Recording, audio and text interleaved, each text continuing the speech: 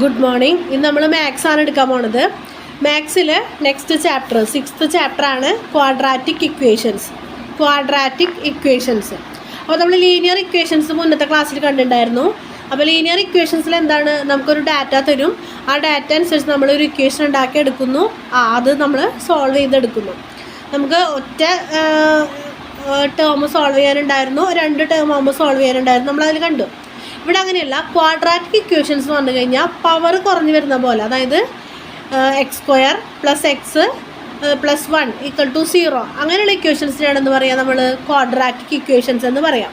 അപ്പോൾ ക്വാഡ്രാറ്റിക് ഇക്വേഷൻസിൻ്റെ ഒരു general formula എന്ന് പറയുന്നത് ax² + bx + c = 0. ax² + bx + c = 0.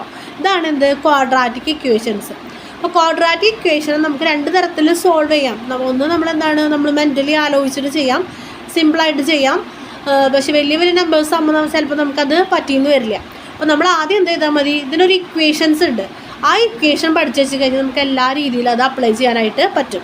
ആ ഇക്വേഷൻ എന്ന് പറയുന്നത് ഒരു quadratic equation ax² + bx + c = 0 എന്നാണെങ്കിൽ അതിന് സോൾവ് ചെയ്യാനുള്ള ഇക്വേഷനാണ് -b ± √b² - 4ac/2a.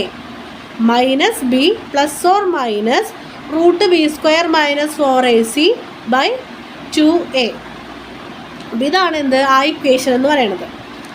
അപ്പോൾ അങ്ങനെ സോൾവ് ചെയ്ത് കിട്ടുന്ന ആൻസേഴ്സിനെയാണ് നമ്മൾ എന്ത് പറയുക, ആ ക്വാഡ്രാറ്റിക് ഇക്വേഷൻ്റെ റൂട്ട് എന്ന് പറയുക. ക്വാഡ്രാറ്റിക് ഇക്വേഷൻ്റെ റൂട്ട് എന്ന് പറയുന്നത്, നമ്മളൊരു ക്വാഡ്രാറ്റിക് ഇക്വേഷൻ സോൾവ് ചെയ്ത് നമുക്ക് കിട്ടുന്ന അതിൻ്റെ ആൻസർ, അതിനെയാണ് നമ്മൾ എന്ത് പറയണത്, അതിൻ്റെ റൂട്ട് എന്ന് പറയുന്നത്.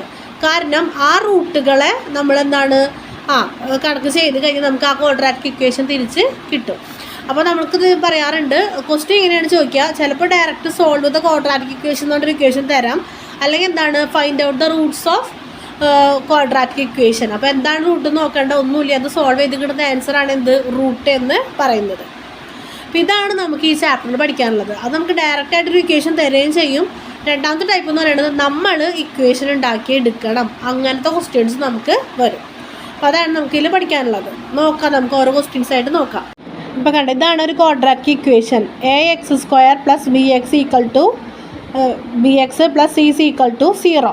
അപ്പോൾ അതിൻ്റെ റൂട്ട് കാണാനുള്ള ഇക്വേഷൻ എന്ന് പറയുന്നത് -b ± √b² - 4 × a × c / 2 × a. ഇതാണ് ആ ഇക്വേഷൻ. ആ ഇക്വേഷൻ പഠിച്ചു വെച്ചാൽ മതി. പിന്നെ വേറെ കൺഫ്യൂഷൻസിലേക്കൊന്നും നമ്മൾ പോകേണ്ട ആവശ്യമില്ല. അപ്പോൾ ഒരു ഇക്വേഷൻ, ക്വാഡ്രാറ്റിക് ഇക്വേഷൻ തന്നിരിക്കുകയാണ് 6x² + x - 15. അപ്പോൾ അതിൻ്റെ റൂട്ട് കാണാനാണ്. അപ്പോൾ ഇത് നമ്മൾ a ഏതാണ്, b ഏതാണ്, c ഏതാണെന്ന് എടുത്ത് എഴുതാം. അപ്പോൾ എഴുതുമ്പോൾ അവരുടെ സൈൻ അടക്കം എഴുതണം. അതാണ് ആ c എന്ന് പറയുന്നത് -15 വന്നിരിക്കുന്നത്. നമ്മൾ ഇക്വേഷനിൽ അപ്ലൈ ചെയ്ത് വരുമ്പോൾ നമുക്ക് വരുന്ന ആൻസർ എന്ന് പറയുന്നത് -1 ± 19/12 കിട്ടും. അതായത് -20/12 18/12 കിട്ടും. അതായത് ആൻസർ എന്ന് പറയുന്നത്, അല്ലെങ്കിൽ നമ്മൾ തന്നിട്ടുള്ള ഈ ക്വാഡ്രാറ്റിക് ഇക്വേഷൻ്റെ റൂട്ട് എന്ന് പറയുന്നത് -5/3 അല്ലെങ്കിൽ എന്താണ് 3/2 എന്നായിരിക്കും. ഏറ്റവും സിമ്പിൾ ഫോമിലേക്ക് നമ്മളതിനെ മാറ്റി എഴുതണം. നിങ്ങളിതൊന്ന് ട്രൈ ചെയ്ത് നോക്കുക. ഇക്വേഷൻ പഠിച്ചു വയ്ക്കുക. ക്വാഡ്രാറ്റിക് ഇക്വേഷനിൽ എയും ബിയും സിയും ഒക്കെ നമ്മൾ എടുത്ത് എഴുതുക, സൈൻ അടക്കം എടുത്ത് എഴുതുക. ജസ്റ്റ് ഇതിൽ അപ്ലൈ ചെയ്യാം. വേറെ ടൈപ്പിലാണ് നോക്കിയേ, x² + 3x = 18. ഇത് ക്വാഡ്രാറ്റിക് ഇക്വേഷൻ്റെ ഫോമിലേക്ക് മാറ്റി എഴുതണം. അതായത് ax² + bx + c = 0 എന്ന് എഴുതുമ്പോൾ മാത്രമാണ് അതൊരു ക്വാഡ്രാറ്റിക് ഇക്വേഷൻ ആവുന്നത്. ആ ഫോമിലേക്ക് നമ്മളിങ്ങനെ മാറ്റി എഴുതാണ് x² + 3x - 18 = 0.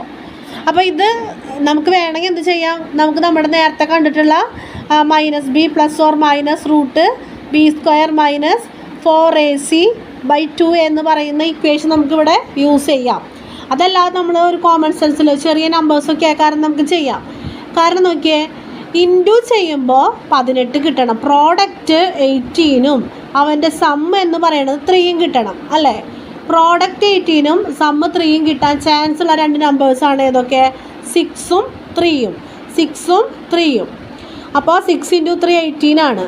ഇനി 6ഉം 18 ആണ്. 6ഉം 3യും കൂടെ ചെയ്യുമ്പോൾ നമുക്ക് അതിൻ്റെ സമ്മ് എന്ത് വേണം? 3 വേണം. അത് നമുക്ക് എങ്ങനെ കിട്ടാൻ പറ്റുക? ഇതിലേതെങ്കിലും ഒരു നമ്പർ മൈനസ് സൈൻ ആവണം. മൈനസ് സൈൻ ആവുമ്പോൾ ഇവിടെ ഏതാണ് സൈൻ ഉള്ളത്? പ്ലസ് ആണ്. അതുകൊണ്ട് തന്നെ വലിയ നമ്പർ എപ്പോഴും പ്ലസ് ആയിരിക്കണം. അപ്പോൾ 6 - 3 ആയിരിക്കും എന്ത് ഇവിടെ വരാൻ ചാൻസ് ഉള്ള നമ്പേഴ്സ്. അതായത് ഇതിൻ്റെ റൂട്ട് നമ്മൾ ചെയ്യുമ്പോൾ x + 6 × x - 3 = 0 എന്നാവും. അപ്പോൾ x + 6 = 0, x = -6, x - 3 = 0, x = 3. അപ്പോൾ ഈ ഒരു ക്വാഡ്രാറ്റിക് ഇക്വേഷൻ്റെ റൂട്ട് എന്ന് പറയുന്നത് -6ഉം 3യും ആണ്. അപ്പോൾ ഇത് കുറച്ച് ടഫായിരിക്കും ഇങ്ങനെ ചിന്തിച്ച് ചെയ്യാൻ നോക്കും. അപ്പോൾ നമ്മൾ വേറെ ഒന്നും നോക്കണ്ട, നമ്മൾ നമ്മുടെ ഈ ഇക്വേഷൻ പഠിച്ചിട്ട് അതിൽ അപ്ലൈ ചെയ്ത് നോക്കിയാൽ മതി. ഇപ്പോൾ -b എന്ന് പറയുമ്പോൾ -b എന്ന് പറയുമ്പോൾ ഇതിൽ ഏതാ -b വരുന്നത്? 3 ആണല്ലേ വരുന്നത്. അപ്പോൾ -3 ± √3² - 4 × എന്ന് പറയുന്നത് 1 ആണ്. 1 × -18, c എന്ന് പറയുന്നത് -18 ആണ്. All divided by 2 × 1. അങ്ങനെ വരുമ്പോൾ -3 ± √9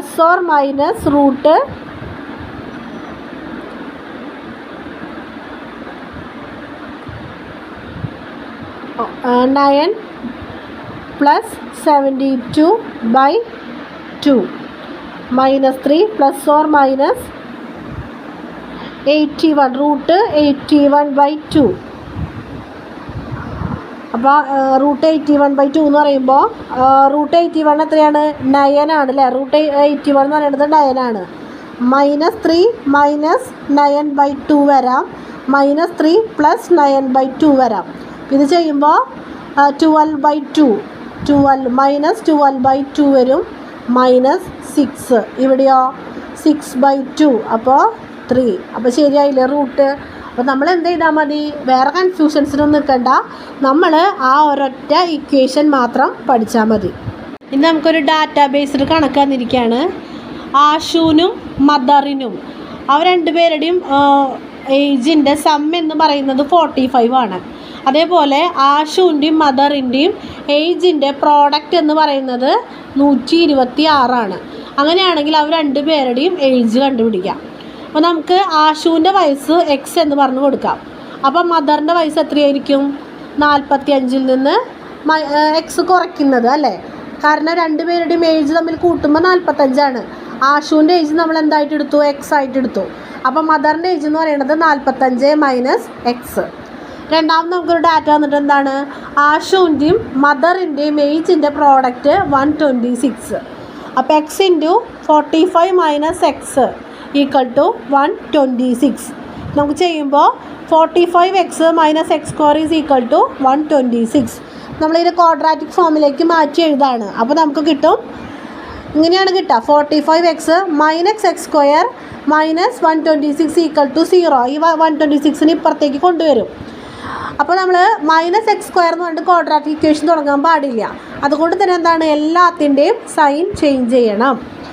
x² - 45x + 126 = 0. ഇതാണ് നമ്മുടെ ക്വാഡ്രാറ്റിക് ഇക്വേഷൻ. നമ്മൾ അതിലേക്ക് എന്ത് ചെയ്യാം? നമുക്കതിലേക്ക് നമ്മുടെ ഇക്വേഷൻ അപ്ലൈ ചെയ്യും. -b ± √b² - 4ac/2a അപ്ലൈ ചെയ്യുമ്പോൾ നമുക്ക് കിട്ടും, ലാസ്റ്റ് കിട്ടുന്നത് 45 + 3, അതായത് 45 ± 39/2 എന്ന് കിട്ടും. അപ്പോൾ നമ്മൾ ചെയ്യുമ്പോൾ 45 + 39/2, അതായത് 42 കിട്ടും. വേറെ റൂട്ട് എന്ന് പറയുന്നത് 45 - 39/2 3, വേറെ റൂട്ട് കിട്ടും. അതായത് ആഷുവിൻ്റെ വയസ്സ് 3 ആണ്, മദറിൻ്റെ വയസ്സ് 42 ആണ്. അപ്പോൾ ഇങ്ങനത്തെ നമുക്ക് കണക്കുകൾ വരും. അപ്പോൾ നിങ്ങൾ വേറെ കൺഫ്യൂഷനൊന്നും ആക്കണ്ട, നിങ്ങൾ ഇക്വേഷൻ പഠിച്ചു വയ്ക്കുക. പിന്നെ ഡാറ്റ ടൈപ്പ് വരാണെങ്കിൽ ആ ഡാറ്റ കൃത്യമായിട്ട് നമ്മൾ ഇക്വേഷൻ രൂപത്തിലേക്ക് കൊണ്ടുവന്നിട്ട് നമ്മുടെ പഠിച്ച ഇക്വേഷൻ അപ്ലൈ ചെയ്ത് നമ്മൾ സോൾവ് ചെയ്തെടുക്കുക. ഇങ്ങനത്തെ ടൈപ്പ് ക്വസ്റ്റ്യൻസൊക്കെയാണ് നമുക്ക് വരിക. ടെക്സ്റ്റിലുള്ള നിങ്ങൾ പ്രാക്ടീസ് ചെയ്ത് നോക്കുക.